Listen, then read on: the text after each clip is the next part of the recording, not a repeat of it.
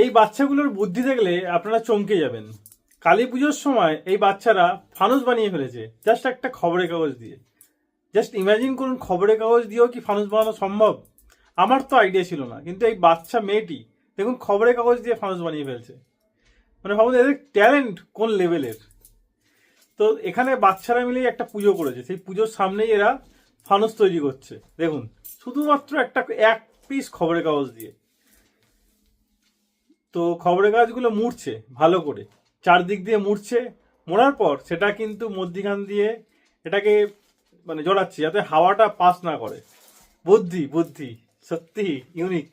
যাই হোক, তো দেখুন যা ভালো করে জড়ালো এবং উল্টো করে দিল যাতে হাওয়াটা পাস না করে। হাওয়াটা প্রেশার নিচের দিয়ে গেলেই তবে ফানুস উপরে ওঠে আমরা জানি, কিন্তু এরা সেই টেকনিকটা ইউজ করে, সেম টেকনিক, কিন্তু জাস্ট একটা খবরের কাগজ দিয়ে। দেখুন এবার দেখুন আস্তে আস্তে ধরাচ্ছে, কিন্তু চারিদিক দিয়ে ধরিয়ে দিল। কি মনে হয় উড়বে? আমার তো মনে হয় উড়বে, কারণ সেম টেকনিক। নিচের দিকে যখনই প্রেশার দেবে তখনই এটা উপর দিকে আসবে। তো পুরোটা যখন জ্বালিয়ে দিল দেখুন কি সুন্দরভাবে ওপরের দিকে উঠতে শুরু করেছে। অসাধারণ টেকনিক, অসাধারণ। তো আমি তো হয়তো দেখেই শিখলাম, আমার মাথাতেও আসেনি কখনো এরকম ভাবে ফানুস তৈরি করা যায় বলে। এই বাচ্চাগুলোকে তো এগুলো যত প্রশংসা করা যায় তত কম। কি অসাধারণ দেখুন, জাস্ট এক খবরের কাগজ দিয়ে কি সুন্দর ফানুস বানিয়ে ফেললো দেখুন। অসাধারণ অসাধারণ।